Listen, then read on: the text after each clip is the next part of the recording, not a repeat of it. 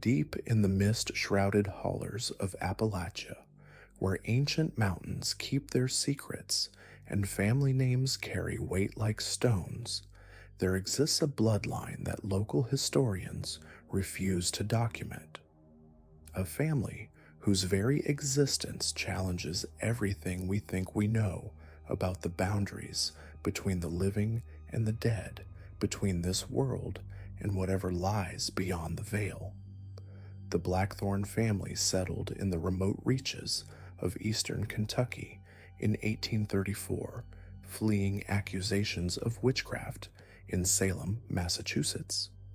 But what they brought with them to those isolated mountains was far more dangerous than anything they'd left behind. For over a century and a half, the Blackthorns have maintained practices so dark, so fundamentally disturbing, that even the most hardened mountain folk speak their name only in hushed whispers. Unlike the feuding families that historians love to write about, the Hatfields and McCoys with their bloody vendettas and newspaper headlines, the Blackthorns operated in complete shadow. They didn't seek fame or recognition. They didn't start wars or make headlines. They simply existed, quietly accumulating power through methods that defy rational explanation. The first sign that something was fundamentally wrong with the Blackthorn lineage came in 1847, when the entire population of nearby Widow's Creek simply vanished overnight. 43 men, women, and children gone without a trace. Their homes stood empty, meals still warm on tables, livestock wandering free. The only clue was a series of strange symbols carved into trees throughout the settlement, symbols that matched those found carved into the stone foundation of the Blackthorn homestead. Local authorities investigated, of course. Sheriff Thomas Whitmore led a search party into Blackthorn territory, following reports of strange lights and inhuman sounds echoing through the hollows. Only one member of that search party ever returned, and he was found 3 days later, wandering the mountain roads in a catatonic state. When he finally spoke weeks later, he could only repeat the same phrase over and over. They're not people anymore. The Blackthorns possessed an uncanny ability to remain hidden in plain sight. They attended church services, traded at local stores, even sent their children to the one-room schoolhouse that served the scattered mountain communities. But there were always subtle signs that something was deeply wrong. Children who played with young Blackthorns would return home with unexplained knowledge, speaking of things no child should know. Adults who did business with the family would find themselves agreeing to arrangements they couldn't quite remember making. Most disturbing were the physical changes that seemed to affect anyone who spent extended time around the Blackthorn property. A gradual pallor of the skin, a hollowness around the eyes, a way of moving that seemed slightly off, as if they were learning to operate their own bodies. Local doctor Samuel Hayes documented these symptoms in his private journal, noting that patients who exhibited these signs inevitably disappeared within a month of his examination. The Blackthorn children were perhaps the most unsettling aspect of the family. They appeared normal at first glance, but possessed an intelligence that seemed far beyond their years. They could predict weather patterns weeks in advance, locate lost objects with impossible accuracy, and seemed to know intimate details about the lives of people they'd never met. More troubling still, they aged at an inconsistent rate. A child who appeared to be 7 years old one year might look exactly the same 5 years later, while another would seem to age rapidly over the course of a single season. The family's true nature became apparent during the harsh winter of 1889, when heavy snows cut off the mountain communities for nearly 3 months. When the thaw finally came, search parties discovered that several isolated families had starved to death in their cabins. But the Blackthorns, despite living in the most remote location with no visible means of storing food, emerged from that winter healthier and more robust than ever. Their children had grown noticeably during the months of isolation, and there were more of them than there had been before the snows began. Perhaps most chilling was the discovery of what locals called the Bone Garden, a carefully maintained grove on Blackthorn property where human remains were arranged in intricate patterns around ancient-looking standing stones.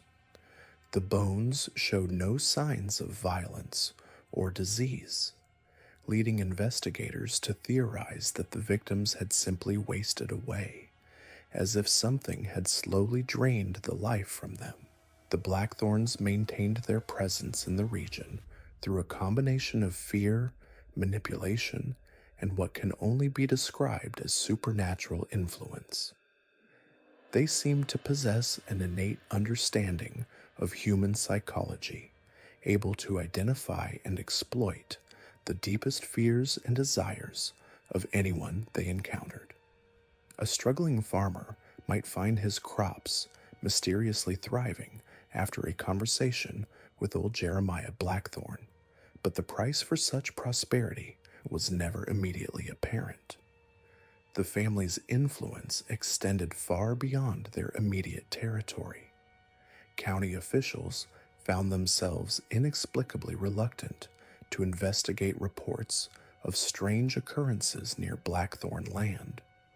Federal agents sent to look into disappearances would arrive with clear mandates and detailed plans, only to depart days later with no memory of why they'd come. Even journalists who attempted to document the family's activities would find their notes mysteriously illegible, their photographs showing only empty landscapes where people should have been. What made the Blackthorns particularly dangerous was their patience. Unlike other mountain families who might resort to immediate violence when threatened, the Blackthorns seemed to think in terms of generations. They would wait years, or even decades, for the perfect moment to collect on debts, settle scores, or claim what they believed belonged to them. This long-term thinking allowed them to weave themselves into the fabric of Appalachian society so thoroughly that removing them became virtually impossible. The family's true power seemed to stem from their ability to exist partially outside normal reality. Witnesses reported seeing Blackthorn family members in multiple locations simultaneously, or observing them performing tasks that should have been physically impossible. They could traverse the treacherous mountain terrain in complete darkness, communicate across vast distances without any technological means, and seemed to possess knowledge of events happening far beyond their isolated territory. Local folklore suggested that the Blackthorns weren't entirely human, that they represented something older and more fundamental than ordinary people. Some claimed they were descendants of the original inhabitants of the mountains, beings who had learned to adapt and survive by feeding on the life force of others. Others whispered that they were something even more ancient, entities that had simply taken human form in order to move more easily through the world. The physical appearance of the Blackthorns supported these theories.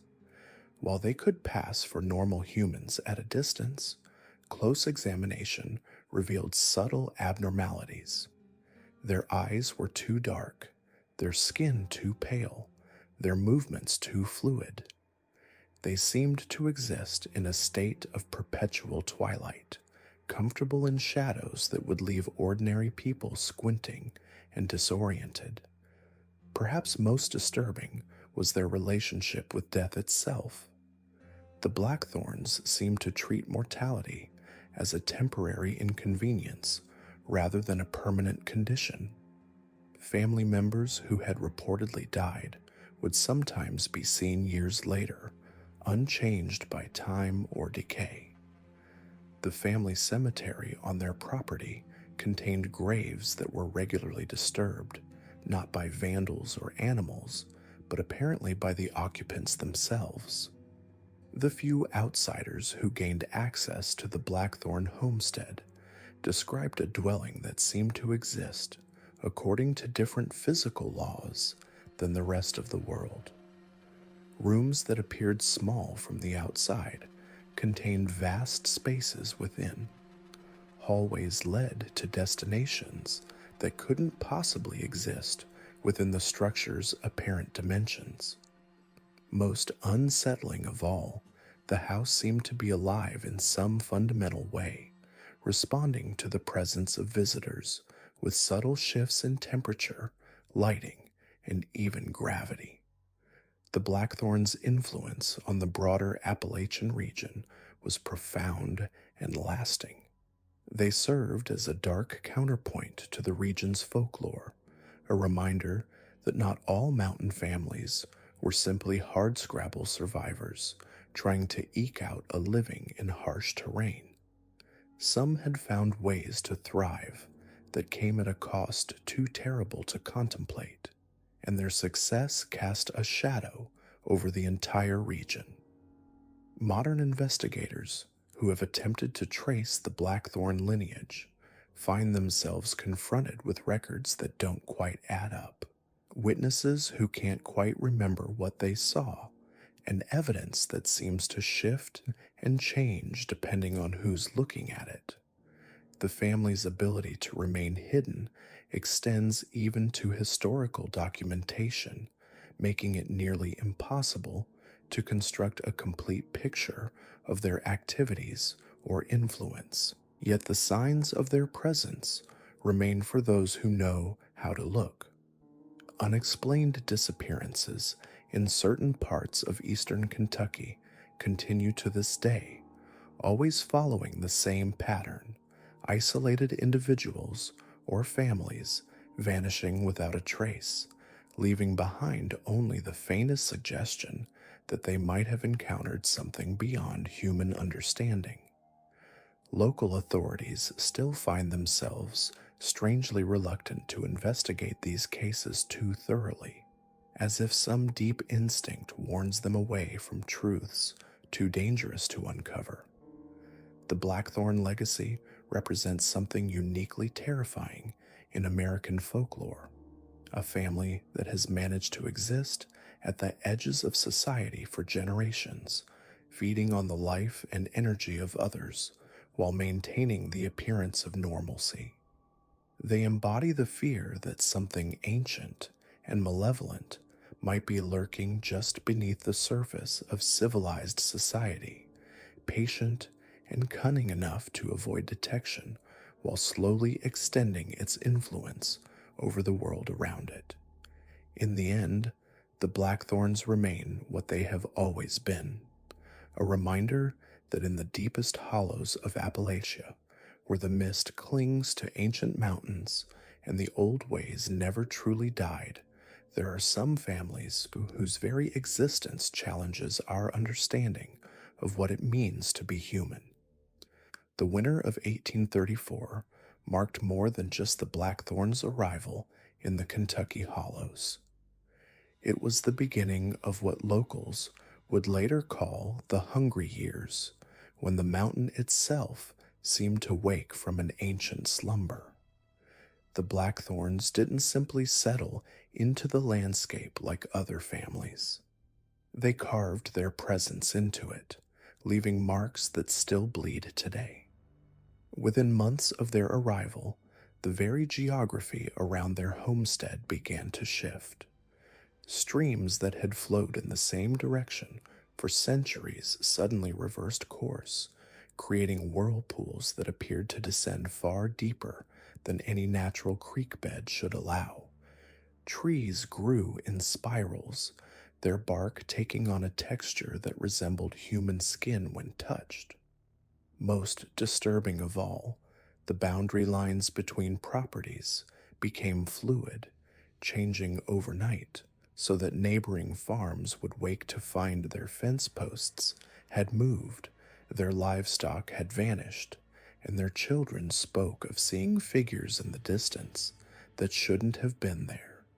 The Blackthorns understood something fundamental about the Appalachian mountains that other settlers missed entirely. These weren't empty hills waiting to be tamed. They were repositories of power, ancient and patient, that had been accumulating energy for millennia. The family had learned this truth during their final days in Salem, when accusations of witchcraft had driven them from Massachusetts. But those accusations hadn't been entirely wrong. What the Salem witch hunters had failed to grasp was that the Blackthorns weren't practitioners of witchcraft in any traditional sense. They were conduits, living bridges between the world of ordinary human experience and something far older and more primordial. Their abilities weren't learned from books or passed down through teaching. They were bred into their very bones, encoded in their blood through generations of careful selection and deliberate intermarriage with bloodlines that carried similar gifts. The mountain they chose for their homestead wasn't selected randomly. Family records, written in a script that seemed to shift and change when viewed directly, indicate that they spent 3 years searching for the perfect location. They were looking for what they called a thin place, where the barrier between realities was naturally weak.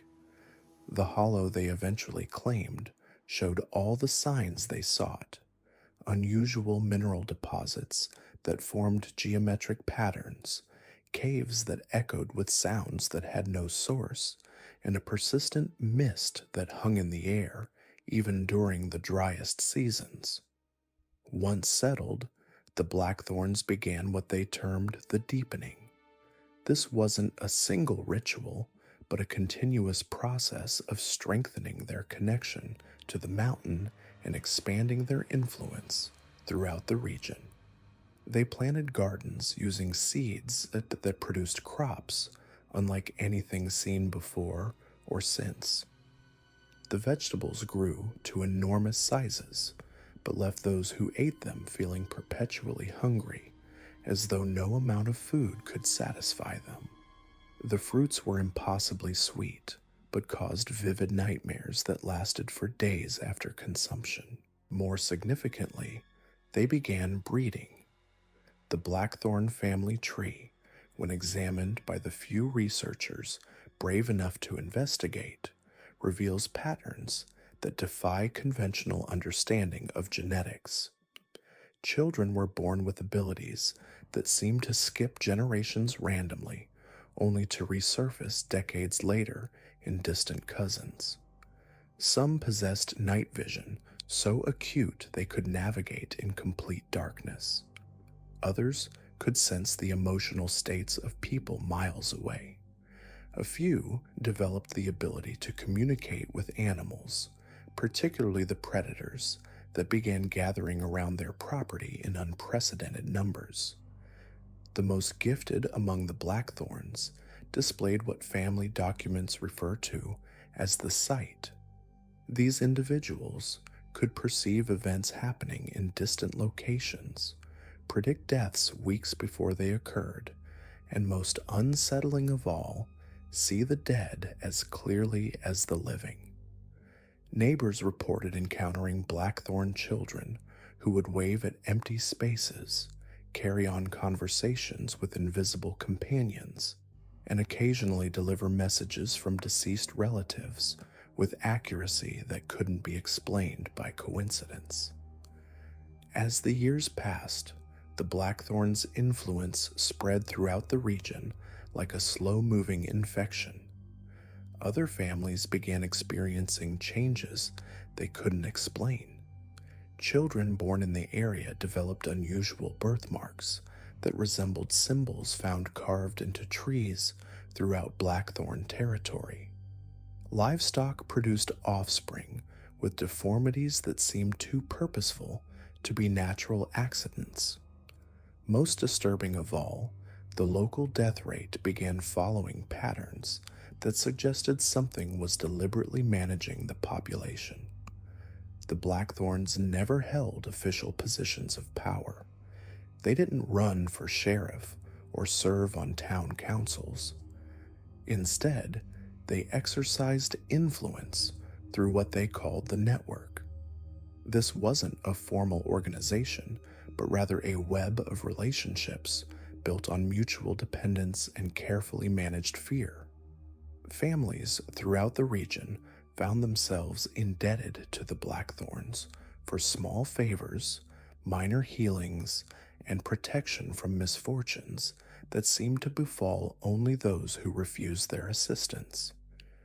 When the Civil War reached Kentucky, the Blackthorns remained officially neutral, but their influence ensured that the conflict barely touched their territory. Soldiers from both armies are reported becoming lost in the mountains around the Blackthorn homestead, emerging days later with no memory of where they had been. Supply lines that passed through the area suffered mysterious delays, with wagons found abandoned and their contents redistributed to local families who had sworn loyalty to the Blackthorns. By the 1870s, the family had achieved something unprecedented in American history. They had created a shadow government that operated entirely outside legal recognition. Disputes in the region were settled not by courts, but by Blackthorn arbitration. Crimes were punished not by law enforcement, but by family justice that often involved consequences far more creative and lasting than any prison sentence. Most significantly, they had established what amounted to a breeding program designed to spread their unusual abilities throughout the local population. The Blackthorns understood that power built on supernatural abilities alone was vulnerable to disruption. They needed to create a foundation of human loyalty and dependence that would sustain their influence, even if their more unusual capabilities were somehow compromised. To this end, they began what they called the grafting, a process of carefully introducing their bloodline into other families while simultaneously binding those families to their service through economic dependence, shared secrets, and mutual complicity in activities that couldn't be reported to outside authorities. This process was facilitated by their uncanny ability to identify individuals with latent psychic abilities. The Blackthorns could sense potential in people who had no idea they possessed anything unusual.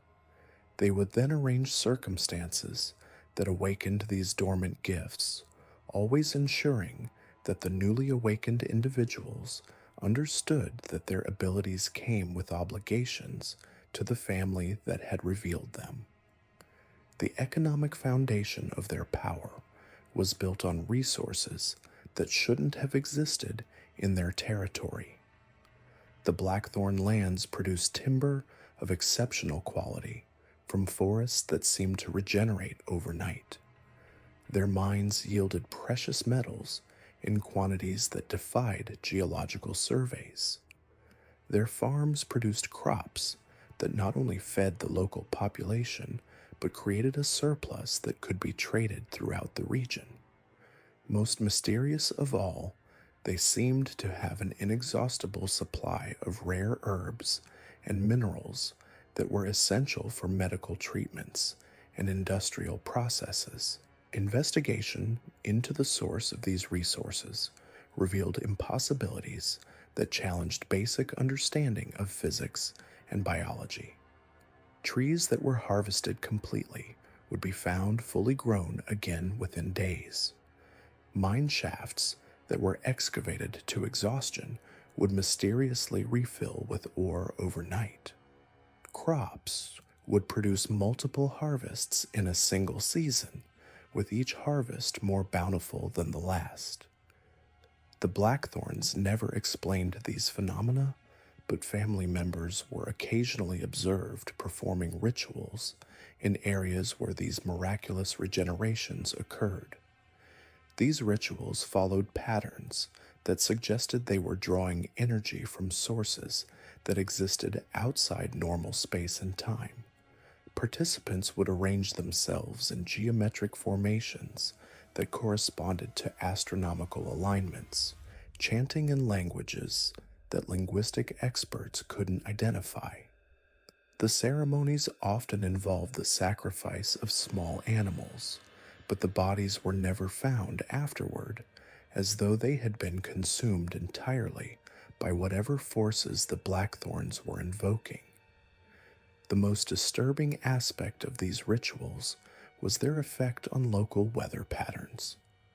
The Blackthorn territory enjoyed perfect growing conditions, regardless of what was happening in surrounding areas. During droughts, their lands received precisely the right amount of rainfall. During floods, their properties remained mysteriously dry. During harsh winters, their crops continued growing as though it were perpetual spring. This control over natural forces extended to their ability to protect their allies and punish their enemies through environmental manipulation. Families who crossed the Blackthorns would find their wells running dry, their crops failing, and their livestock dying of mysterious ailments. Those who served them faithfully would discover that their properties were protected from natural disasters that devastated their neighbors. This pattern was so consistent that it became an accepted part of life in the region, with families teaching their children to recognize the signs of Blackthorn displeasure and take appropriate action to restore themselves to the family's good graces. The Blackthorns' influence extended far beyond their immediate territory through a network of descendants and allies who had been placed in positions of power throughout Kentucky and the surrounding states. These individuals often didn't know their true connection to the family, believing themselves to be independent actors pursuing their own interests. In reality, they were part of a carefully orchestrated campaign to ensure that the Blackthorns' activities would never face serious investigation or interference from state or federal authorities. This network included judges who would dismiss charges against Blackthorn associates, sheriffs who would refuse to investigate crimes in Blackthorn territory, and politicians who would ensure that legislation favoring the family's interests was passed without serious opposition. The coordination required to maintain such a network should have been impossible for a family operating from a remote mountain hollow, but the Blackthorns possessed communication methods that transcended normal limitations of time and distance. Family members could share information instantaneously across vast distances, coordinate activities with precision that suggested telepathic communication, and respond to threats before those threats became visible to ordinary perception. This supernatural coordination gave them advantages that no conventional organization could match, allowing them to outmaneuver opponents who had superior resources but lacked their preternatural awareness. The true extent of the Blackthorns' influence became apparent during the industrial boom of the late 1800s, when outside interests began attempting to exploit the natural resources of the Kentucky mountains. Mining companies, timber corporations, and railroad developers who tried to operate in Blackthorn territory discovered that their equipment would malfunction in ways that defied mechanical explanation. Their workers would become lost in areas they had mapped extensively. Their financial backing would mysteriously evaporate as investors withdrew support for reasons they couldn't articulate.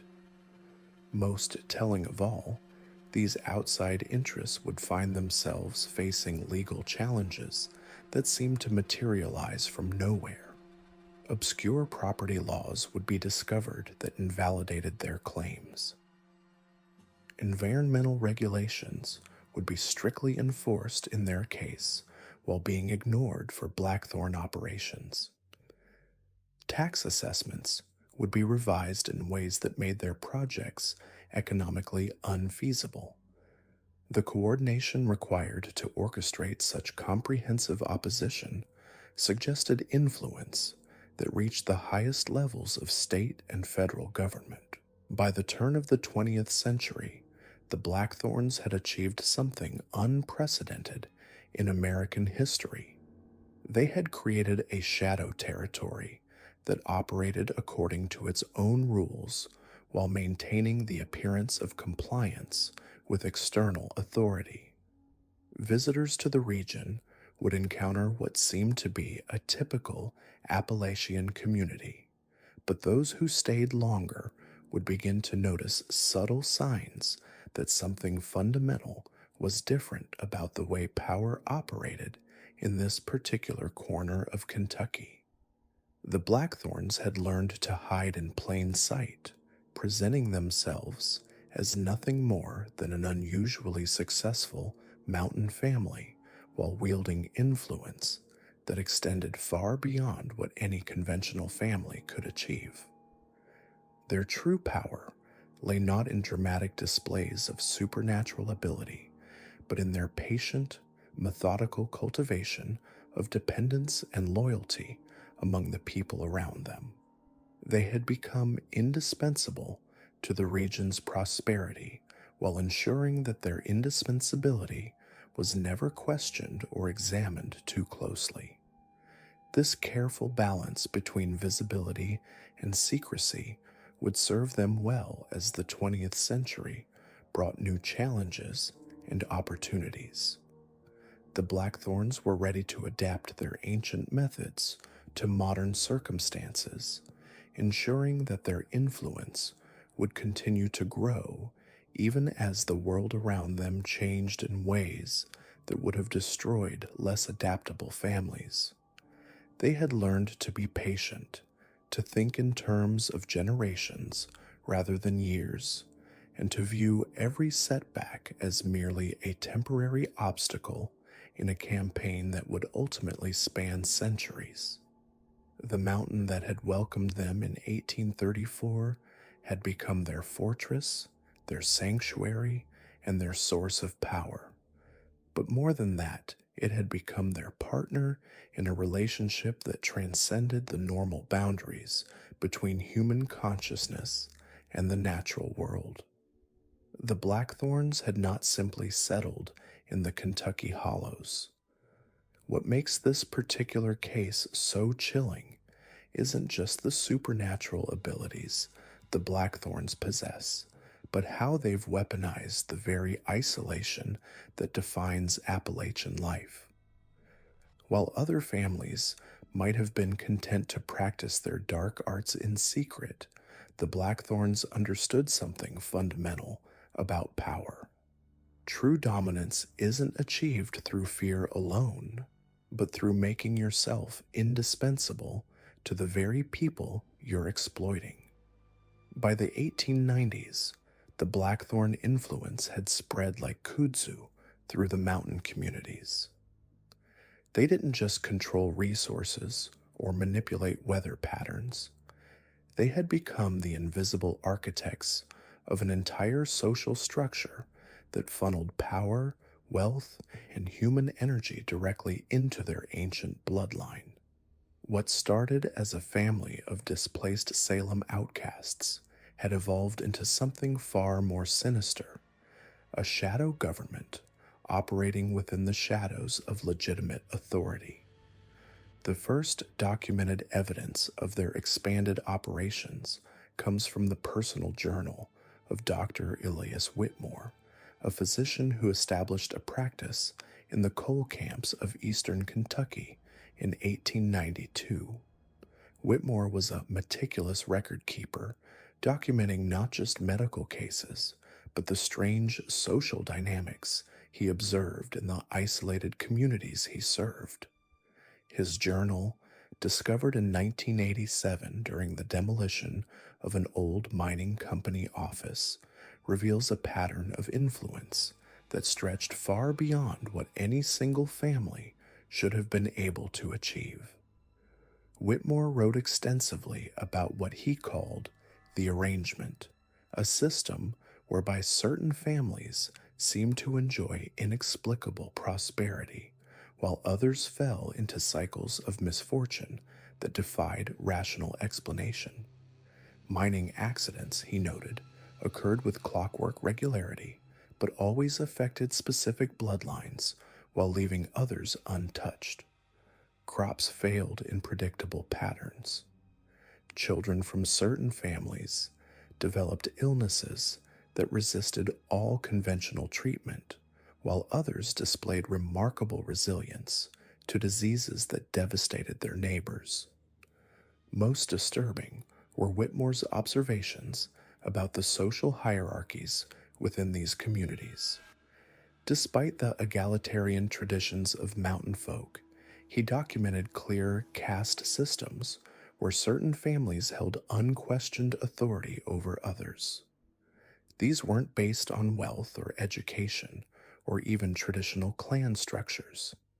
Instead, they seemed to follow bloodlines that traced back to families who had arrived in the region during the 1830s and 1840s, families whose names appeared again and again in his records: Blackthorn, Ravencroft, Holloway, Grimwood, and others. What made Dr. Whitmore's journal particularly valuable was his scientific approach to documenting phenomena that others dismissed as mountain superstition. These were situations where the normal social order seemed to bend around the presence of specific individuals, where rational people made decisions that served interests other than their own, where communities collectively acted against their own welfare. The Blackthorn network operated through what modern analysts would recognize as a sophisticated psychological operation. They identified individuals with particular vulnerabilities, specific needs or desires that conventional society couldn't fulfill, and offered solutions that came with hidden costs. A struggling farmer might find his land suddenly fertile beyond explanation, only to discover years later that his children had developed an inexplicable loyalty to certain families. A mine foreman might experience a run of unprecedented safety in his operations, not knowing that his decisions were being subtly influenced by suggestions that felt like his own thoughts. The genius of their system was its invisibility. Unlike the brutal clan feuds that captured headlines and drew outside attention, the Blackthorn influence operated through what appeared to be natural social dynamics. People made choices that seemed rational in the moment, but served a larger agenda they couldn't perceive. Communities developed traditions and customs that reinforced the power structure without anyone understanding why these practices had emerged or why they felt compelled to maintain them. By 1900, the Blackthorn network had established what amounted to a parallel economy within the Appalachian region. They controlled not just the supernatural elements that enhanced their power, but the mundane systems that governed daily life. Their descendants and allies held positions in banks, mining companies, timber operations, and local government. They influenced hiring decisions, credit approvals, land sales, and legal proceedings. Most importantly, they controlled information flow, ensuring that outside authorities remained unaware of the true power dynamics operating within their territory. The network's reach extended far beyond the mountain communities themselves. Through careful cultivation of relationships with political and business leaders in the flatlands, they created channels of influence that reached into state capitals and even Washington. The Blackthorns understood that their isolated mountain kingdom needed protection from external interference, and they systematically developed the means to ensure that protection. Railroad companies found their survey crews experiencing inexplicable equipment failures when they attempted to map certain valleys. Government agents investigating tax irregularities or labor disputes would discover that their witnesses had suddenly become uncooperative or had simply vanished. Journalists who arrived to document the colorful customs of mountain folk would find their stories mysteriously altered before publication, transformed from investigations into benign human interest pieces that reinforced stereotypes while obscuring the reality of what was actually happening in these communities. The Blackthorn influence even extended into the realm of academic research. Anthropologists and sociologists who studied Appalachian culture found themselves drawn to certain conclusions. Their research subtly guided toward explanations that emphasized poverty, isolation, and cultural backwardness, while avoiding deeper questions about power structures and social control. The image of Appalachian communities as backward and primitive served the Blackthorn interests perfectly, ensuring that outside observers would dismiss reports of unusual activities as ignorant superstition rather than evidence of sophisticated manipulation. What made their system particularly effective was its integration with legitimate power structures. The Blackthorns didn't need to operate outside the law when they could influence how laws were written, interpreted, and enforced. They didn't need to destroy existing institutions when they could colonize them from within.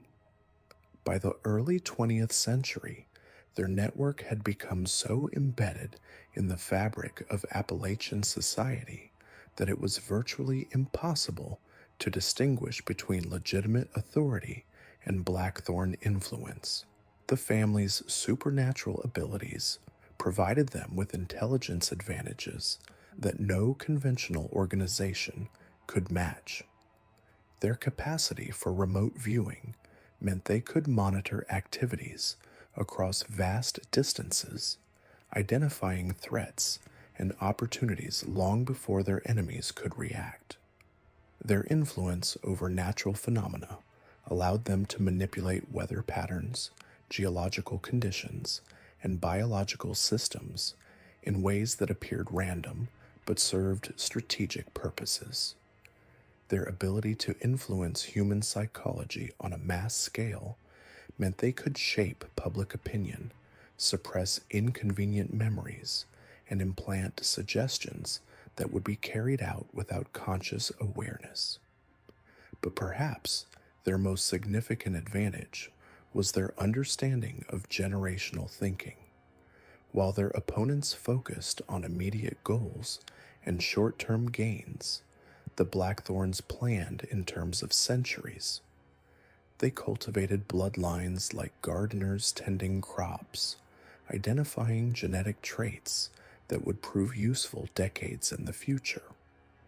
They established educational systems that would produce the kinds of minds they needed to advance their agenda, They created cultural traditions that would ensure their values were transmitted across generations without anyone understanding why these beliefs felt so natural and compelling. The economic integration of their supernatural abilities created feedback loops that amplified their power exponentially.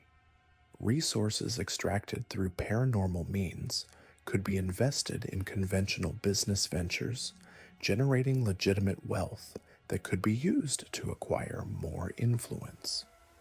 Knowledge gained through supernatural intelligence gathering could be leveraged in financial markets, creating the capital needed to fund larger operations. The loyalty secured through psychological manipulation could be converted into political support, ensuring that legal and regulatory frameworks would continue to serve their interests. By the 1920s, the Blackthorn network had achieved something unprecedented in American history, a form of regional control that operated simultaneously through supernatural and conventional means, creating a power structure that was both invisible to outsiders and virtually unassailable by those who became aware of it. They had transformed from a family of refugee witches into the architects of a shadow civilization that existed within but separate from mainstream American society. The true scope of their achievement becomes clear when one considers the challenges they faced. Unlike European aristocratic families who inherited established power structures, the Blackthorns had to create their own system from scratch in a democratic society that was theoretically hostile to inherited privilege. Unlike traditional organized crime families who operated through violence and intimidation, they needed to maintain the appearance of legitimacy while exercising control that extended far beyond anything mere criminals could achieve. Their success lay in understanding that real power in America wasn't held by those who appeared to hold it, but by those who shaped the conditions within which apparent leaders operated. By controlling the information available to decision makers, influencing the options from which they could choose, and shaping the consequences of their choices, the Blackthorns achieved a form of control that was more complete and more durable than anything that could be accomplished through direct coercion.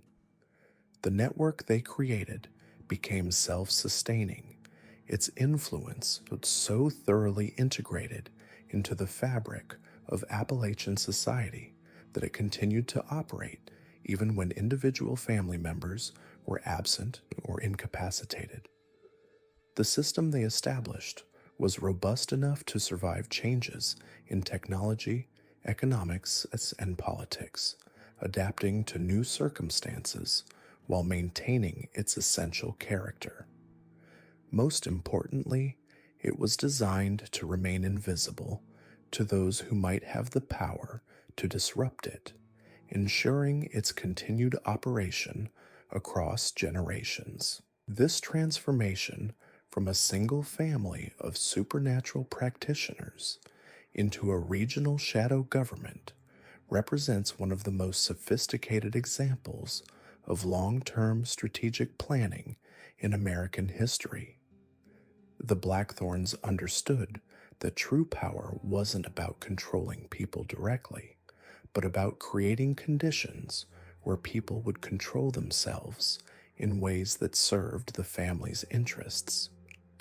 The winter of 1943 brought something far more terrifying than blizzards to the mountain communities of eastern Kentucky. Federal agents investigating wartime rationing violations discovered evidence of a network so vast and sophisticated that it defied everything they thought they knew about Appalachian isolation. Documents seized from abandoned homesteads revealed supply chains stretching across 7 states, communication systems that operated without telephones or telegraphs, and financial records indicating transactions worth millions of Depression-era dollars.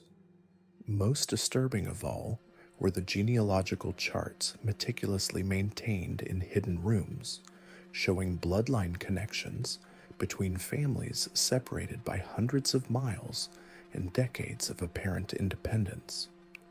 The agents had stumbled upon the outer edges of what historians would later call the Blackthorn Commonwealth, though that name appears in no official records. What they found challenged every assumption about the scattered, feuding clans that supposedly defined mountain culture. These weren't isolated families eking out subsistence livings in remote hollows. They were components of a coordinated civilization that had been operating beneath the surface of American society for over a century. The Blackthorn influence extended far beyond the supernatural abilities that had first drawn them to these mountains.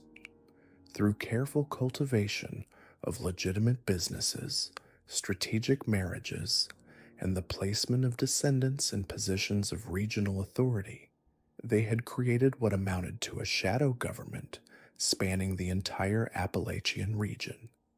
Coal companies, timber operations, banks, newspapers, and even churches formed nodes in a network that could coordinate economic and social policy across state lines without arousing suspicion from federal oversight. Their success lay in understanding a fundamental truth about power that most governments never grasp. True control doesn't come from commanding from above, but from becoming indispensable from below. The Blackthorns didn't conquer Appalachian society. They became its circulatory system. Every transaction, every dispute, every opportunity for advancement somehow flowed through channels they had established or influenced. Communities that resisted their subtle guidance found themselves isolated from trade networks, denied access to credit, and gradually abandoned as their young people migrated to areas where opportunities mysteriously flourished. The family's supernatural abilities, while formidable, served primarily as tools for gathering intelligence and maintaining coordination across vast distances. Blackthorn descendants possessed an uncanny ability to sense deception, making them invaluable as negotiators and judges in business disputes. Their enhanced perception allowed them to identify potential threats or opportunities days before they became apparent to others. Most valuable of all was their capacity for what they called far speaking, a form of telepathic communication that enabled instantaneous coordination between family members separated by hundreds of miles. These abilities weren't distributed equally among all descendants. The family maintained detailed records of bloodline potency, carefully arranging marriages to concentrate power in specific branches while ensuring that weaker lines remained loyal through economic dependence. Children showing strong abilities were removed from their birth families at young ages and raised in specialized compounds where they received intensive training in both supernatural skills and practical disciplines like law, medicine, engineering, and finance. The compounds themselves represented marvels of hidden engineering. Built into mountainsides and disguised as modest farmsteads, they contained underground facilities that rivaled anything constructed by the federal government. Laboratories where family scholars studied the source of their abilities, libraries preserving knowledge accumulated over generations, and communication centers where far speakers maintained contact with Blackthorn agents throughout the region. Most impressive were the manufacturing facilities where craftsmen produced items that appeared ordinary but were enhanced through processes that blended advanced metallurgy with supernatural manipulation. Blackthorn-made tools never broke, their weapons never missed their intended targets, and their medicines could cure ailments that baffled conventional doctors. These items were distributed sparingly, usually as gifts, to secure loyalty or demonstrate favor, but their reputation ensured that anyone who possessed them became an object of envy and a potential recruit for the family's influence network. The family's control over regional weather patterns proved especially valuable during the agricultural crises of the 1930s. While surrounding areas suffered from drought and crop failures, Blackthorn-influenced territories experienced mysteriously favorable conditions. This wasn't mere coincidence, but the result of careful atmospheric manipulation performed by family members with specialized training in what they called sky working. The process required extensive preparation, with teams of practitioners positioned at specific geographic points to create pressure differentials that would guide storm systems toward desired locations. Their weather control abilities extended beyond agriculture. Mining operations received advance warning of dangerous atmospheric conditions, allowing them to evacuate workers before cave-ins or explosions.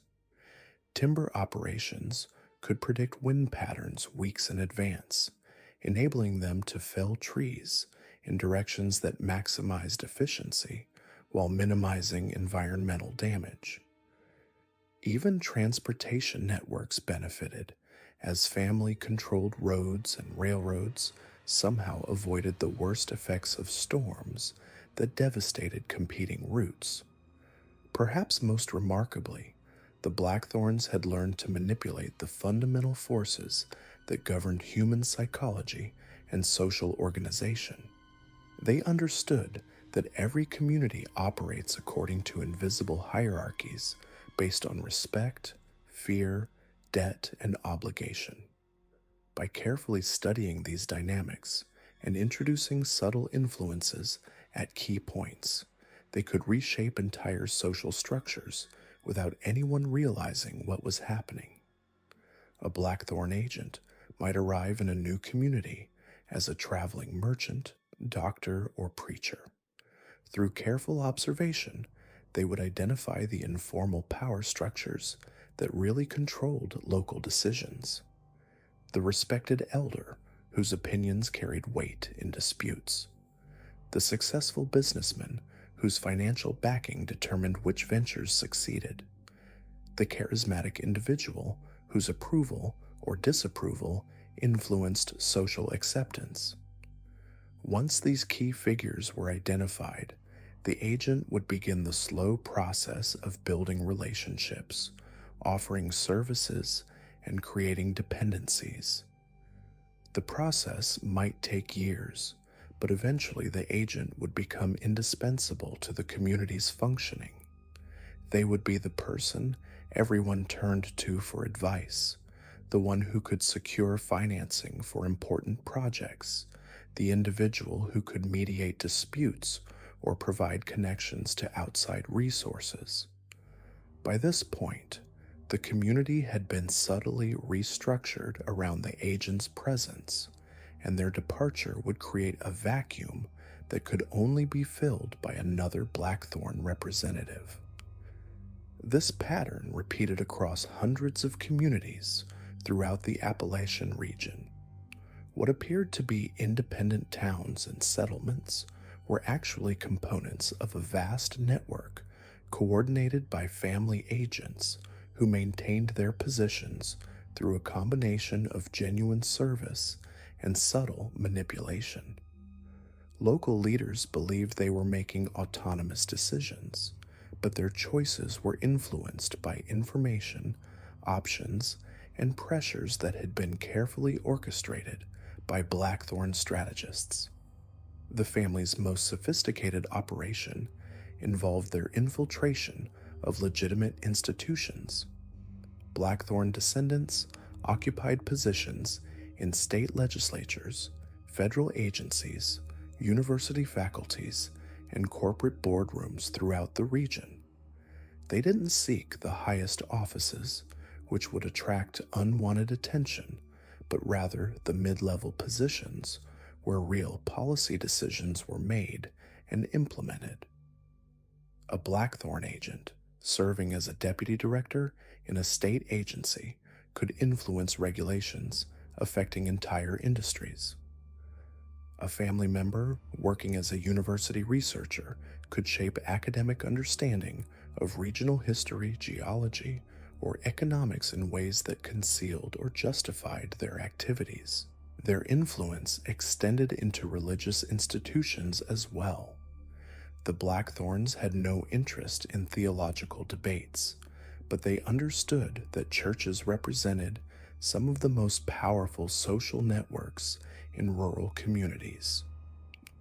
Family members, trained in ministerial skills, established congregations that appeared to follow conventional Christian practices while subtly incorporating elements that enhanced their supernatural abilities.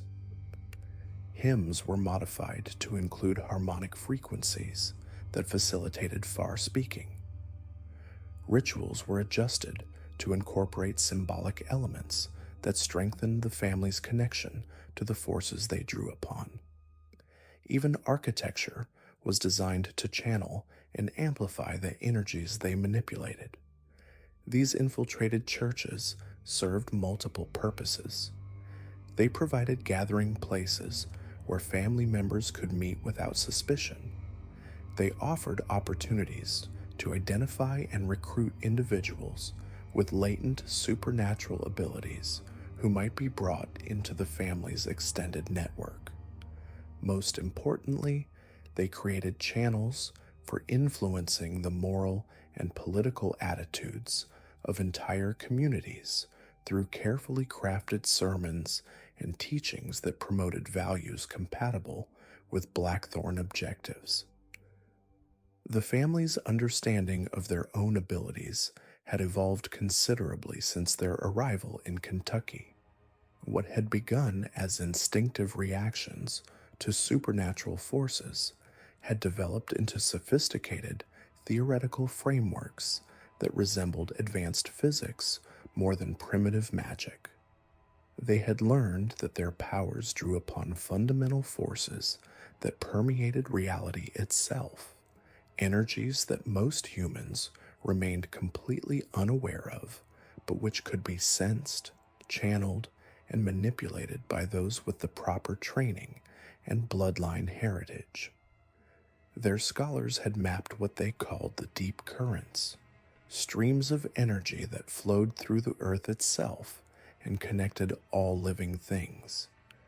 These currents were strongest in certain geographic locations, particularly areas where geological forces had created unique mineral compositions or where ancient peoples had performed rituals that left permanent impressions on the landscape. The Appalachian Mountains, with their complex geology and long history of human habitation, contained numerous points where these currents converged and could be accessed by trained practitioners.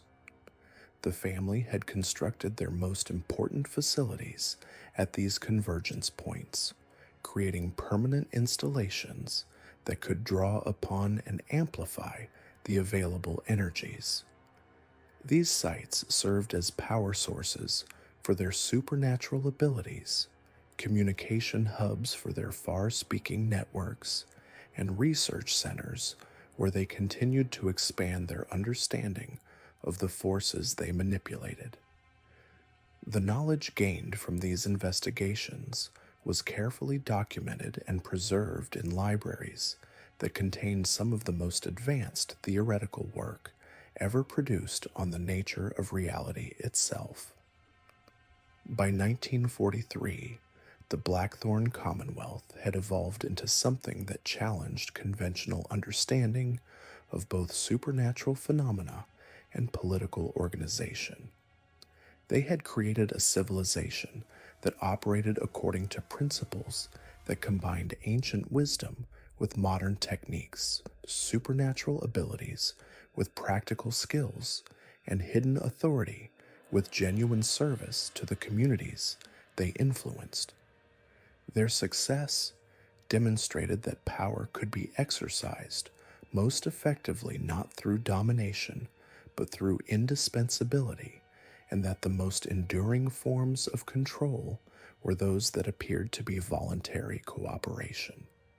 The federal agents who first encountered evidence of this networks understood that they had discovered something unprecedented in American history. Here was a family that had built a functioning alternative to conventional government, one that operated more efficiently than official institutions while remaining completely invisible to outside observation. The implications were staggering, suggesting that other similar networks might exist throughout the country, hidden civilizations that had learned to thrive in the spaces between official recognition and public awareness. But the agents also understood that they were confronting forces beyond their ability to comprehend or control. The Blackthorns had spent over a century developing their capabilities and establishing their influence. They possessed resources, abilities, and knowledge that no conventional law enforcement agency could match.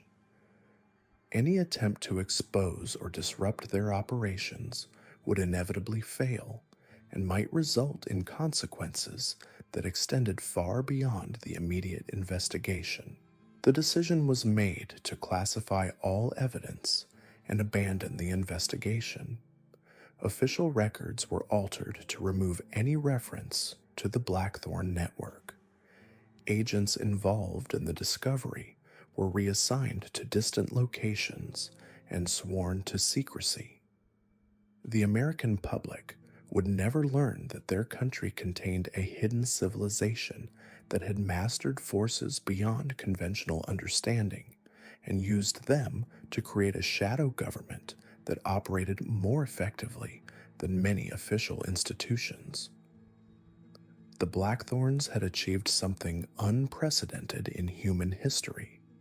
They had built a supernatural civilization that existed in plain sight, one that enhanced rather than disrupted the conventional world, while remaining completely hidden from those who might seek to oppose or exploit it. The winter of 1963 brought something more than snow to the remote valleys of Appalachia. Federal agents conducting a routine survey of unmapped territories discovered something that would remain classified for decades. Entire communities that existed outside any official record, populated by families whose lineage traced back to the original Blackthorn settlement. These weren't simple mountain folk living off the grid. These were the descendants of those who had accepted the Blackthorn bargain, generations of bloodlines bound by contracts signed in substances darker than ink. What investigators found defied explanation. Children born with abilities that shouldn't exist. Families who aged differently, some members appearing decades younger than their recorded birth dates suggested. Communities where technology failed without reason, where compasses spun wildly, where radio communications dissolved into static filled with whispers in unknown languages. The agents' reports, now partially declassified, describe encounters that challenged their understanding of reality itself. The Blackthorn network hadn't simply survived the centuries. It had evolved, adapted, spread like roots through the mountain soil, creating something unprecedented in American history. A shadow civilization operating parallel to the world we know. By the 1960s, their influence had grown beyond regional politics and economics. They had begun to shape national events, their supernatural abilities and accumulated knowledge making them invaluable to certain government agencies who asked no questions about methods, only results. Consider the implications of what we've uncovered. A family that arrived in 1834 with nothing but accusations of witchcraft and ancient knowledge had within a century and a half created a network so sophisticated that it operated beyond the reach of federal oversight. Their descendants weren't simply living in mountain hollows practicing folk magic. They were embedded in the highest levels of American power, their abilities and influence carefully hidden behind layers of legitimate achievement and institutional authority. The documentation from this period reveals the true scope of their operation. Blackthorn descendants held positions in the CIA, the FBI, military intelligence, and congressional offices. Their supernatural abilities, refined over generations, made them perfect for covert operations. They could move unseen through enemy territory, influence the thoughts and decisions of foreign leaders, predict political upheavals before they occurred. The Cold War wasn't just fought with conventional weapons and espionage. It was fought with abilities that most Americans couldn't even imagine existed. But the most disturbing discovery wasn't their infiltration of government agencies. It was the revelation that they had begun to selectively breed their abilities, creating specialized bloodlines with enhanced supernatural capabilities. Some families within the network developed powers of precognition so acute they could predict stock market fluctuations, election outcomes, and natural disasters with uncanny accuracy. Others manifested abilities that allowed them to manipulate electronic systems long before the digital age made such skills truly valuable. The breeding programs weren't random. They followed careful genetic charts maintained by family archivists, documents that tracked supernatural traits through bloodlines with the precision of scientific research. Children were matched and marriages arranged based on complementary abilities, creating offspring whose powers exceeded anything seen in previous generations. The network had transformed from a collection of desperate families making dark bargains into a carefully orchestrated supernatural dynasty. By the 1970s, the Blackthorn influence had become so pervasive that removing them from positions of power would have destabilized entire government departments.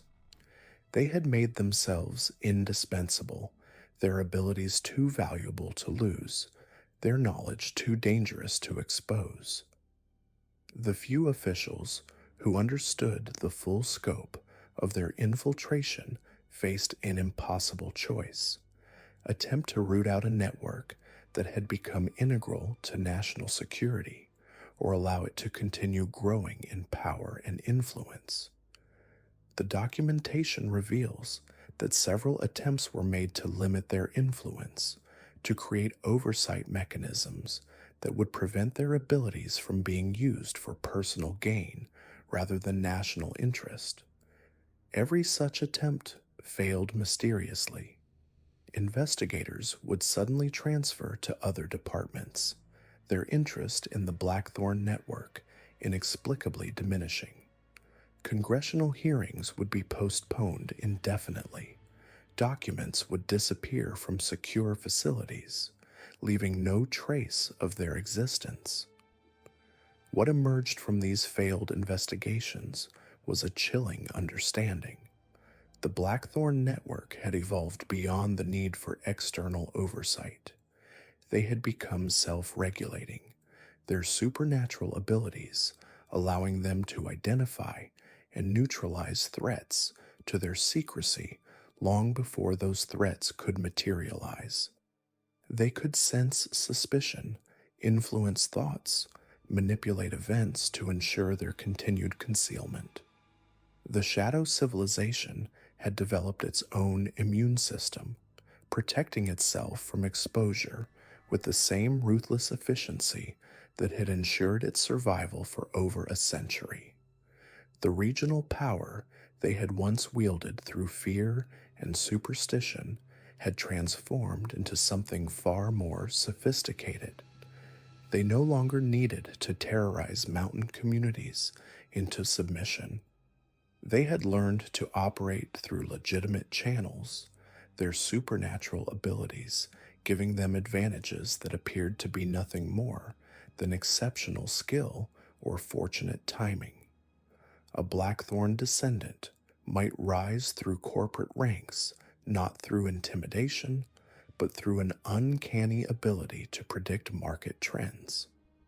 Another might achieve political success through what appeared to be natural charisma, but was actually a supernatural ability to influence the thoughts and emotions of voters. The network's financial resources had grown exponentially during this period. Their ability to predict and influence economic events had made them extraordinarily wealthy. Their investments consistently outperforming market expectations by margins that should have attracted regulatory attention, but somehow never did. They had learned to distribute their success across multiple bloodlines and corporate entities, creating a web of financial influence that appeared disconnected but was actually carefully coordinated.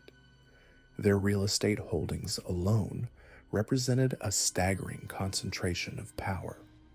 They owned vast tracts of land throughout Appalachia, properties that contained resources other surveys had somehow missed. Their mining operations extracted materials that didn't appear on geological surveys. Their timber operations harvested wood with properties that defied scientific explanation. They had become the primary suppliers for certain government contracts, their products essential for classified projects that required materials with unusual characteristics. The psychological profiles compiled by government psychiatrists revealed another disturbing pattern. Blackthorn descendants didn't simply possess supernatural abilities. They had developed a fundamentally different relationship with reality itself. Their perception of time, space, and causality had been altered by generations of supernatural influence. They could perceive patterns and connections that remained invisible to ordinary humans, allowing them to anticipate and manipulate events with precision that appeared prophetic. This altered perception extended to their understanding of human nature.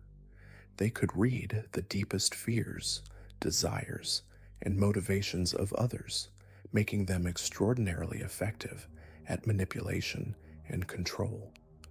But their abilities went beyond simple mind reading. They could plant thoughts and emotions, creating false memories or erasing traumatic experiences. They could make people forget encounters, ignore inconsistencies, accept explanations that should have raised suspicions.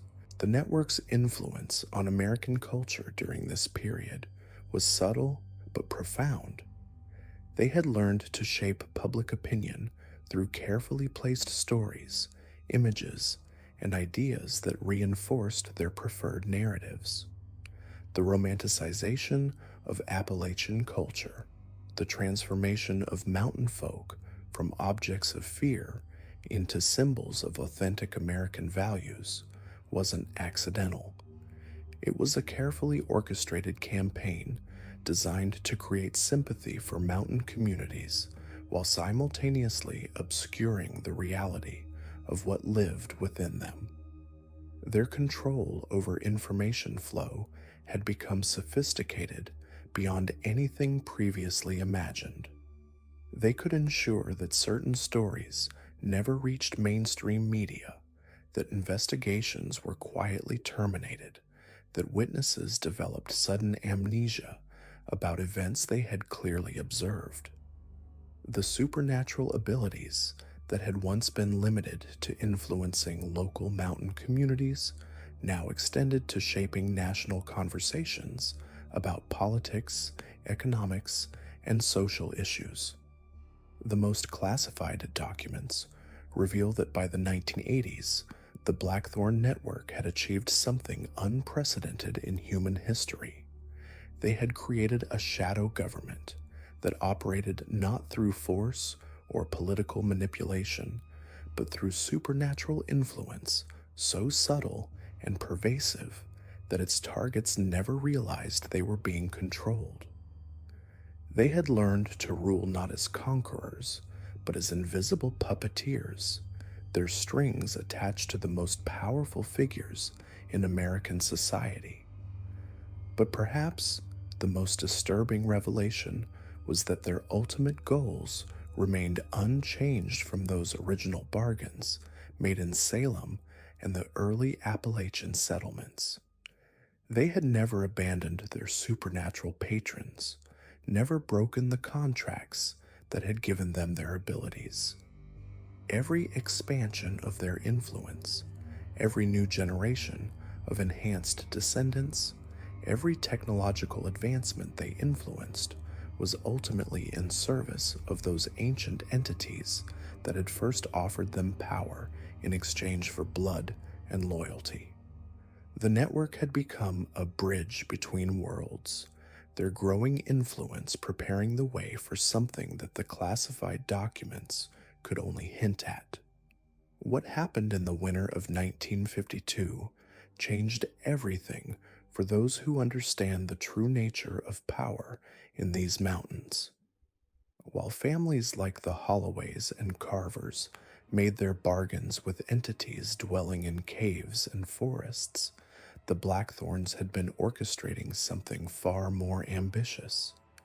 They weren't just seeking individual prosperity or supernatural abilities. They were preparing for what they called the Great Convergence, a moment when all the scattered bloodlines, all the separate pacts, all the accumulated power would unite under their control. The signs had been building for decades, strange weather patterns that defied meteorological explanation, economic shifts that seemed to follow no known market forces, political appointments that elevated obscure mountain folk to positions of unexpected influence. Missing persons reports that accumulated in specific geographic patterns, creating gaps in the population that formed precise geometric shapes when mapped. The Blackthorns had been weaving these threads together, using their network of influenced families and corrupted institutions to create conditions for something unprecedented. By 1952, they controlled not just regional banks and mining operations, but held strategic positions in federal agencies, military installations, and research facilities. Their influence extended through carefully placed marriages, strategic adoptions, and the systematic recruitment of individuals with specific bloodlines. They had identified descendants of other supernatural pacts, children born with unusual abilities, and people whose family histories contained gaps that suggested hidden knowledge. These individuals were brought into the fold through offers of opportunity, threats of exposure, or simply the overwhelming compulsion that the Blackthorns could project when necessary. The convergence points they had identified throughout Appalachia began showing increased activity, electromagnetic anomalies that interfered with radio communications, gravitational fluctuations that caused compasses to spin wildly, temperature variations that created microclimates where snow fell in summer and flowers bloomed in winter, underground streams that flowed uphill, trees that grew in impossible configurations, their roots intertwining in patterns that resembled ancient symbols. Local wildlife began exhibiting strange behaviors. Migratory birds altered their routes to avoid certain areas entirely. Predators were found dead with no signs of injury, their bodies arranged in ceremonial positions. Domestic animals refused to cross specific boundaries, often becoming violently agitated when forced to approach areas under Blackthorn influence.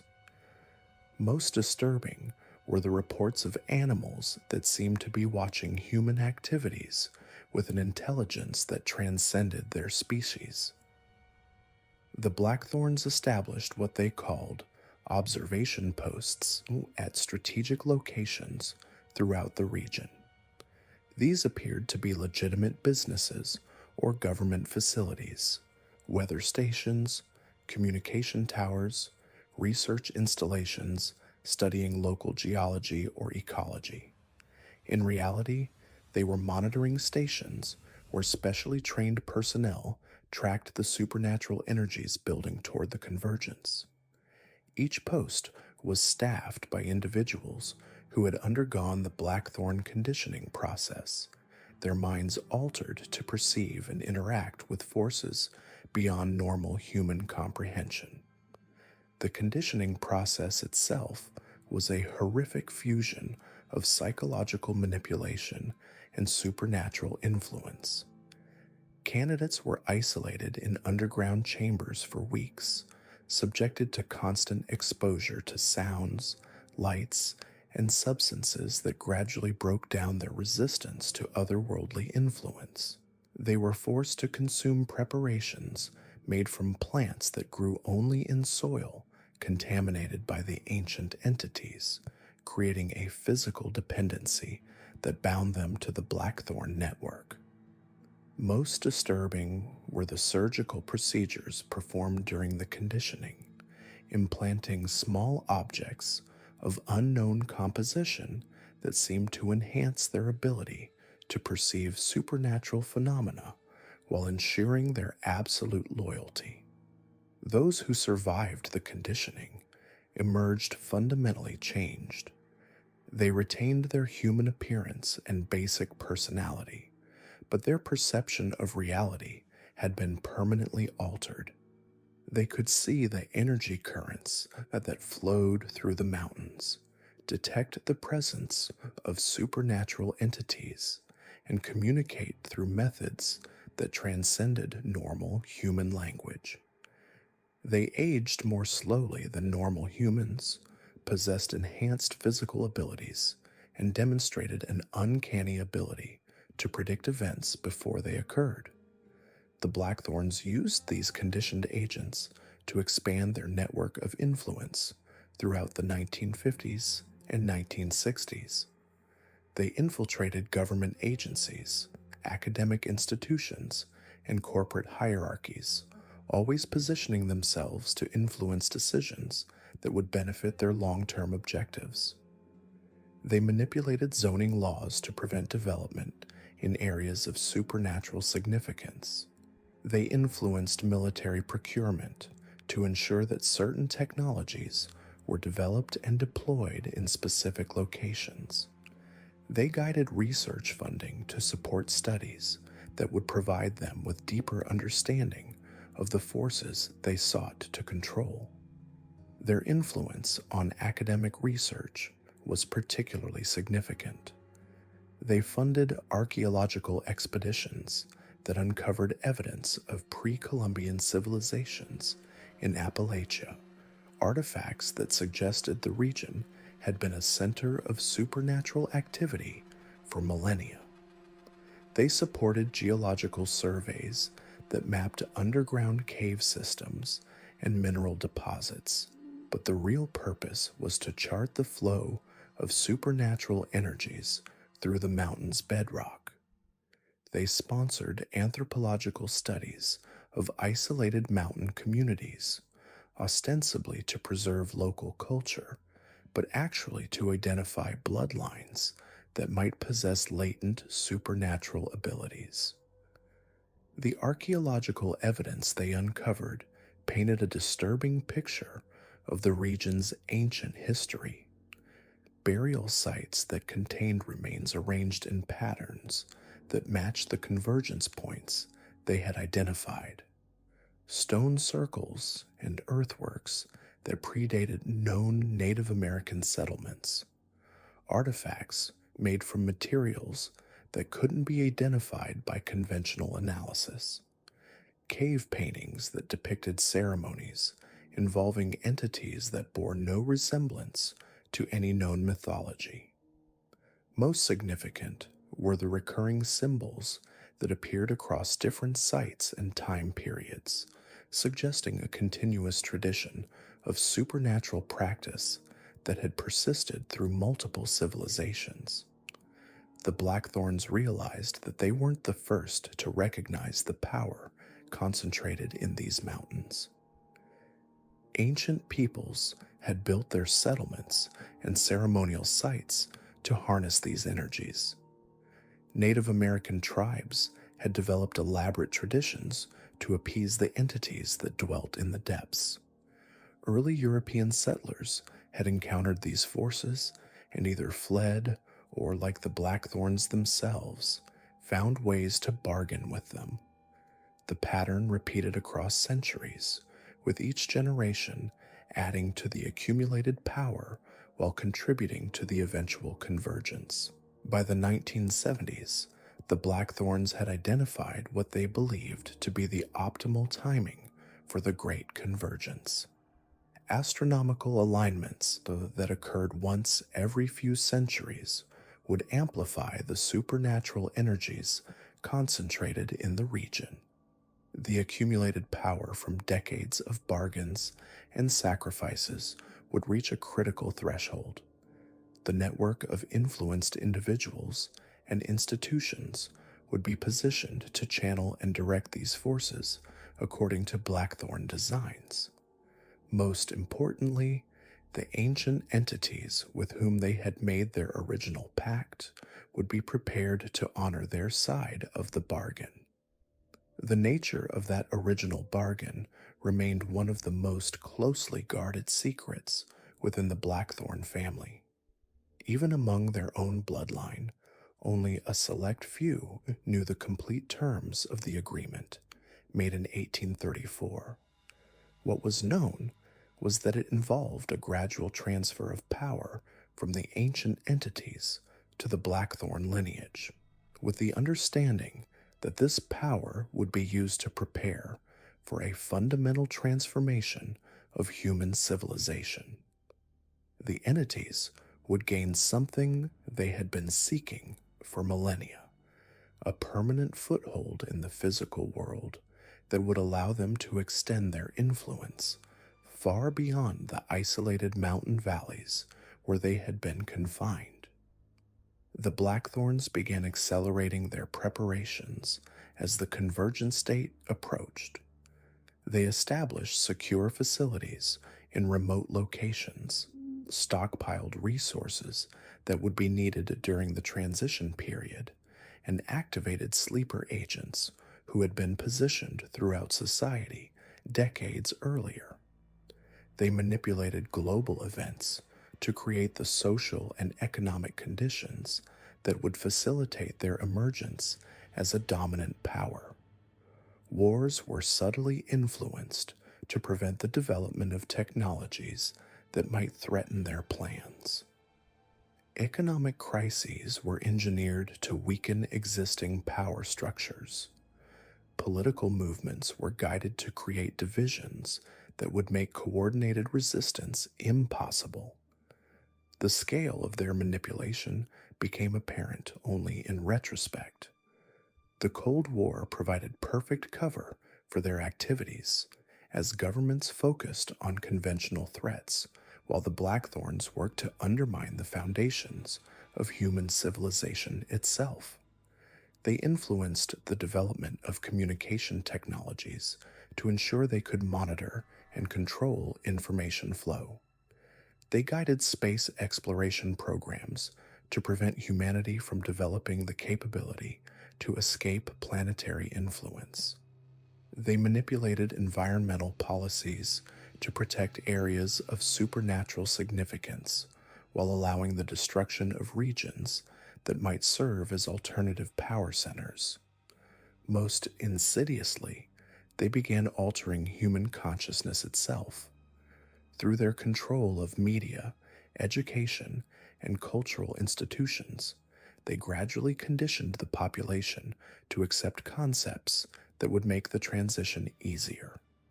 Science fiction and horror entertainment that depicted supernatural entities as either fictional or defeatable. Religious movements that emphasized individual spirituality over organized resistance to otherworldly influence. Academic disciplines that compartmentalized knowledge to prevent anyone from seeing the complete picture of what was being prepared. The Blackthorns understood that the success of their plan depended on maintaining the illusion of normalcy until the moment of convergence. The general population had to remain unaware of the supernatural forces at work in their world. Government agencies had to continue functioning according to conventional assumptions about reality. Even most of their own network remained ignorant of the ultimate objectives, believing they were simply part of a powerful but conventional conspiracy. This compartmentalization of knowledge extended to the supernatural entities themselves. The Blackthorns had discovered that these beings, despite their immense power, were limited by the terms of their ancient confinement. They could influence human affairs only through intermediaries, and their actions were constrained by complex rules that had been established when they first made contact with human civilization. The Blackthorns had spent generations learning to exploit these limitations, gradually expanding the boundaries of what the entities could accomplish while working toward the moment when those boundaries would be permanently removed. The approaching convergence would represent the culmination of centuries of preparation. The accumulated power from countless bargains and sacrifices would be channeled through the network of convergence points, creating a resonance that would weaken the barriers between dimensions. The Blackthorn bloodline, enhanced by generations of supernatural influence, would serve as conduits for energies that would transform both them and the entities they served. The result would be a new form of existence that combined human adaptability with otherworldly power, creating beings capable of reshaping reality according to their will. The implications of this transformation extended far beyond the Appalachian region. The Blackthorns had identified similar convergence points throughout the world, places where other families had made their own bargains with supernatural entities. The success of their plan would serve as a signal to these other groups, triggering a coordinated emergence that would fundamentally alter the balance of power on a global scale. Humanity would find itself subject to forces that operated according to rules completely different from those that had governed their existence for millennia. Yet even as they prepared for this transformation, the Blackthorns remained bound by the same forces that had elevated them. The entities they served had their own agenda, objectives that might not align with human survival or prosperity. The bargains made by previous generations created obligations that current family members were powerless to modify. The supernatural forces they had learned to channel were ultimately beyond human control, and the convergence they were working to achieve might result in their own destruction rather than their apotheosis. The countdown to convergence had begun, and the signs were becoming impossible to ignore for those who knew how to read them. The question was no longer whether the Blackthorns would succeed in their plan, but whether anyone possessed the knowledge and power necessary to prevent it. The great convergence they've been preparing for isn't just about transforming reality on Earth. It's about opening permanent doorways between dimensions, establishing the Blackthorns as interdimensional gatekeepers who control access between worlds. But even this monumental goal serves a larger purpose that reaches beyond our understanding of existence itself. The family's ancient pacts weren't made with entities from our world or even our dimension. They were made with beings that exist in the spaces between realities, creatures that feed on the fabric of existence itself. For nearly 2 centuries, the Blackthorns have been slowly weakening the barriers that separate dimensions, creating thin spots where these entities can begin to seep through.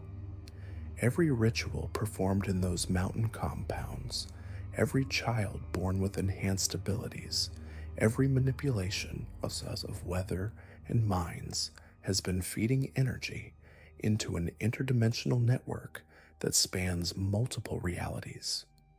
The Blackthorns aren't just preparing to rule our world, they're preparing to become the servants of something far more ancient and hungry. The signs are accelerating now. Physicists have quietly documented anomalies in quantum measurements near Appalachian regions. Satellite imagery shows areas where electromagnetic readings don't match any known natural phenomena. Most disturbing are the reports from deep space monitoring stations that have detected radio signals coming from coordinates that should be empty space, signals that seem to originate from the exact locations of Blackthorn compounds when projected into 3-dimensional star maps. The family has been building more than just a shadow government. They've been constructing anchor points that will allow otherworldly entities to establish permanent footholds in our reality. Each generation of Blackthorns has grown stronger, not just through selective breeding, but because they're becoming less human and more like the beings they serve.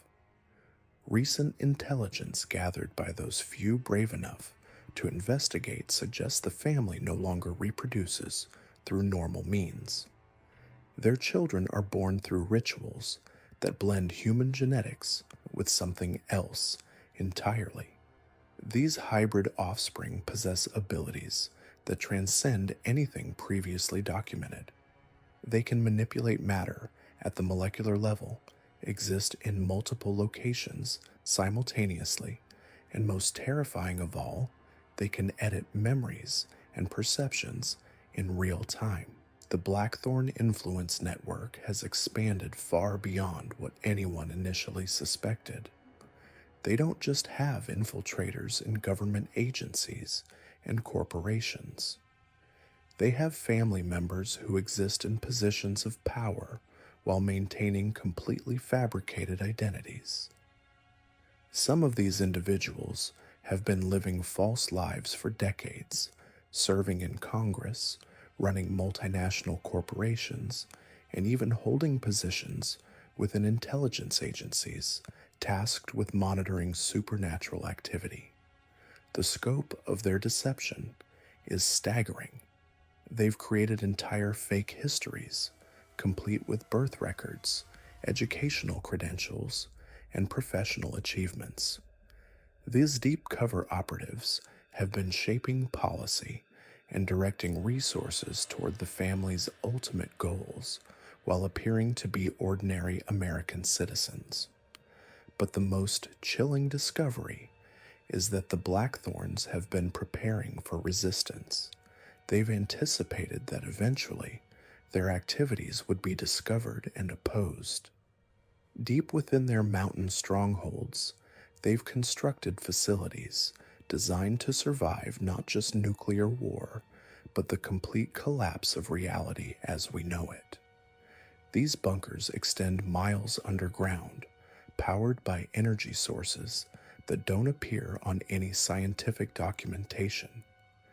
The facilities are designed to sustain the family for centuries, if necessary, but more importantly, they're built to serve as command centers for managing multiple dimensional incursions simultaneously. The family has been documenting their activities in crystalline storage devices that can preserve information across dimensional boundaries. They've been creating backup copies of their consciousness, ensuring that even if their physical forms are destroyed, their knowledge and abilities will survive to continue their mission. The rituals they perform have evolved beyond anything their Salem ancestors could have imagined. They now conduct ceremonies that involve temporarily merging with their otherworldly allies, experiencing existence from perspectives that human consciousness wasn't designed to comprehend. These experiences have fundamentally altered their understanding of reality and their place within it. The Blackthorns no longer see themselves as human beings with supernatural abilities. They consider themselves to be transitional beings, evolving into something that will eventually transcend physical existence entirely. Their ultimate goal isn't to rule humanity, but to shepherd the transformation of Earth into a nexus point for interdimensional travel and commerce. They've been in communication with versions of themselves from alternate realities, sharing knowledge and coordinating efforts across multiple timelines. The convergence they're preparing for isn't just happening in our world, it's a synchronized event that will occur simultaneously across dozens of parallel Earths, each one anchored by its own version of the Blackthorn family. The implications are staggering. If they succeed, our reality will become just one node in an interdimensional network controlled by beings whose motivations and capabilities we can barely comprehend. Human civilization, as we know it, will be restructured to serve purposes that extend far beyond our planet or even our universe. The time for subtle influence and hidden manipulation is ending. The Blackthorns are preparing to emerge from the shadows and take direct control of world events. They've been positioning their assets for a coordinated revelation that will demonstrate their power on a global scale while simultaneously making resistance seem futile. The signs are all around us for those who know how to look. Unexplained phenomena are increasing in frequency and intensity. Government agencies are quietly being reorganized under new leadership. Key figures in science, technology, and military defense are either being replaced or are suddenly advocating for policies that align with Blackthorn objectives. Most concerning are the reports from individuals who have had direct contact with family members. These encounters leave people fundamentally changed, not just in their memories or loyalties, but in their basic understanding of reality itself. They return with knowledge they shouldn't possess and abilities that manifest gradually over time. The Blackthorns have been seeding human populations with genetic modifications that remain dormant until activated by specific environmental triggers. These modifications don't just enhance physical and mental capabilities. They create individuals who are naturally compatible with interdimensional influences, making them ideal candidates for integration into the family's expanding network. The convergence isn't just about opening doorways between worlds. It's about transforming humanity itself into something that can exist comfortably in a multidimensional reality. The Blackthorns see themselves as shepherds guiding human evolution toward its next phase, regardless of whether humanity wants to evolve or not. They've moved beyond the need for traditional forms of power and control. Their influence now operates through direct manipulation of probability and causality. They can ensure that specific events occur or prevent them from happening entirely, all while maintaining the appearance that everything is unfolding naturally. The mountain compounds are no longer just family strongholds. They've become interdimensional embassies where beings from other realities can visit our world safely. These entities have been studying human civilization, learning our weaknesses and strengths, preparing for the moment when they can emerge openly. The Blackthorn legacy that began with fleeing Salem witch trials has evolved into something that threatens the very nature of existence itself. They've become the advance guard for a transformation that will reshape not just our world, but the fundamental structure of reality across multiple dimensions. And as the signs continue to multiply and the barriers between worlds grow thinner, one truth becomes increasingly clear. The Blackthorns aren't just preparing for the future, they're creating it, one carefully orchestrated event at a time, building toward a convergence that will change everything we thought we knew about our place in the cosmos.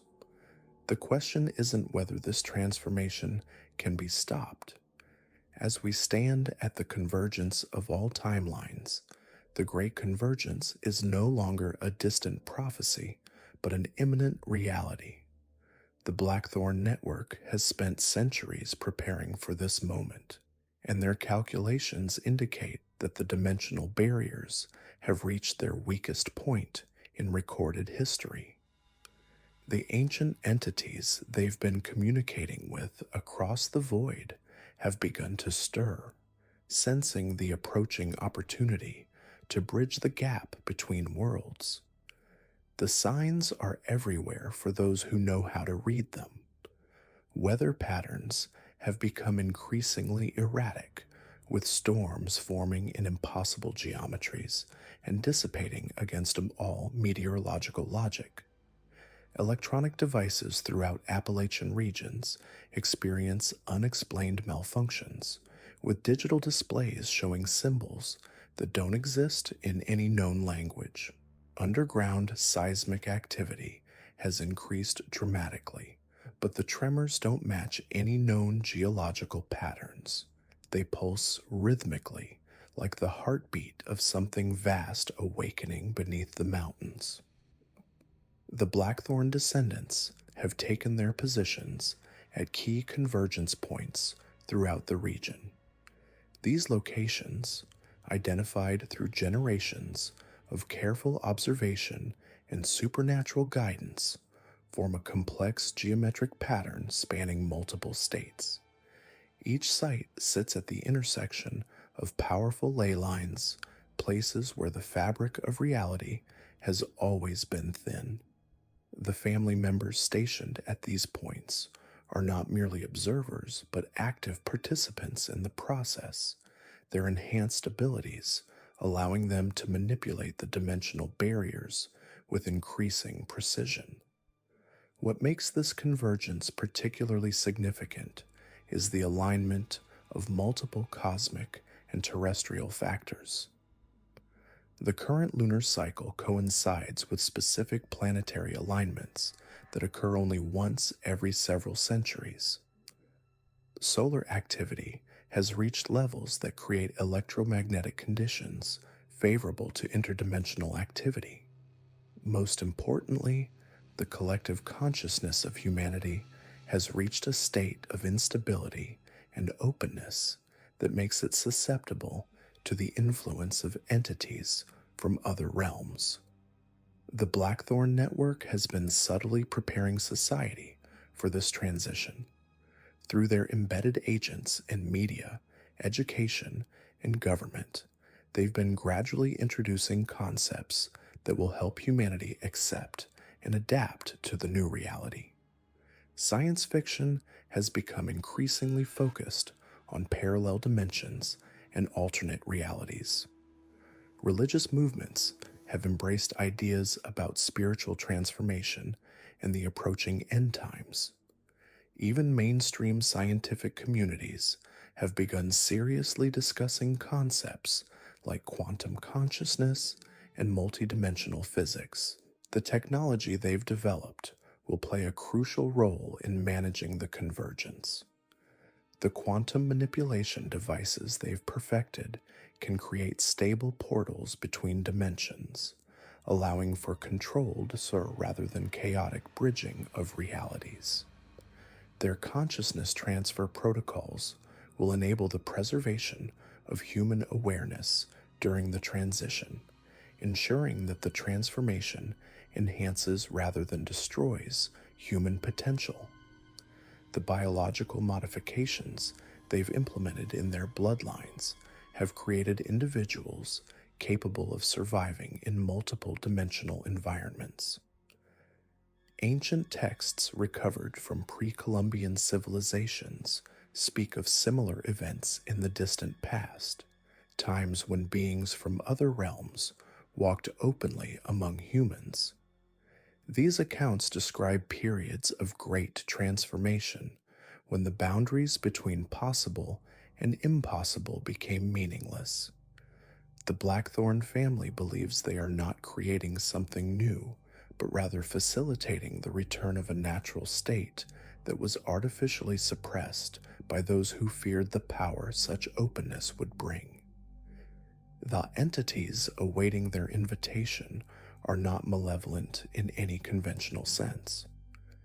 They represent forms of consciousness that transcend human limitations, beings who have evolved beyond the constraints of single-dimensional existence. Their integration with human reality will bring unprecedented expansion of awareness, capabilities that will seem like magic to those still trapped in purely physical thinking. Death will become optional, distance will become irrelevant, and the barriers between thought and reality will dissolve. However, the transition will not be without its challenges. Those who resist the change, or whose consciousness cannot adapt to the new reality, may find themselves displaced or transformed in ways they cannot control.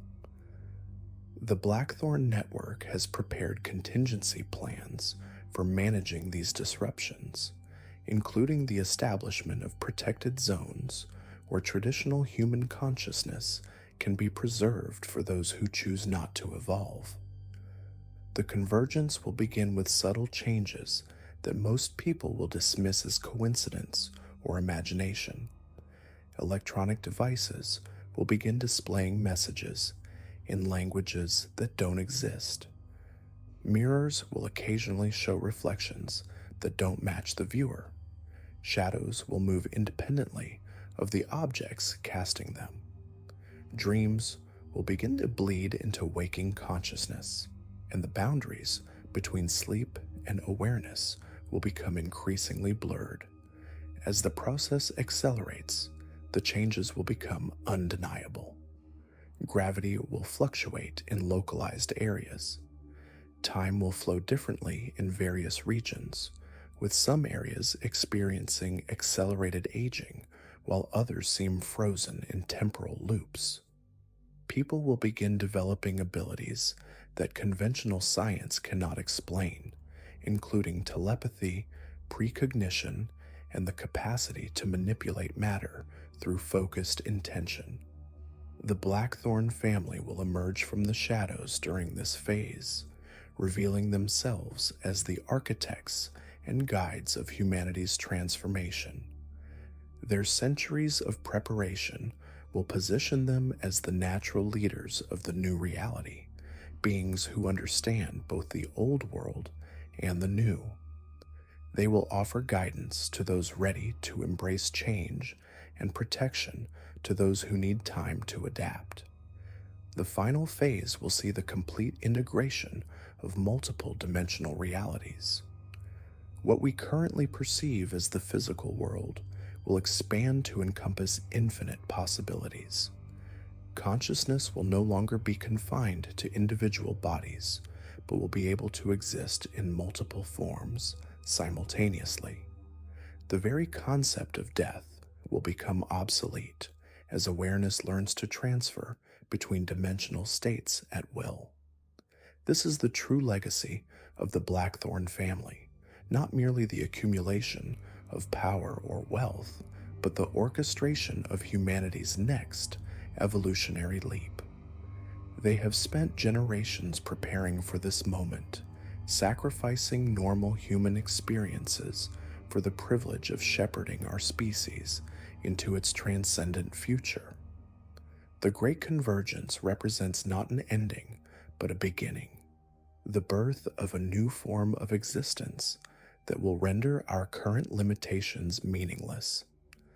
The shadows that have concealed them for so long are about to lift, revealing the magnificent scope of what they have accomplished.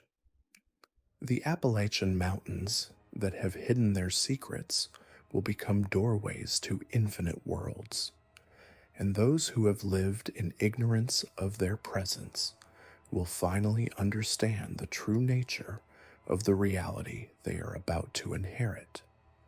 The convergence has begun, the barriers are weakening, and the Blackthorn family stands ready to guide humanity into its cosmic destiny.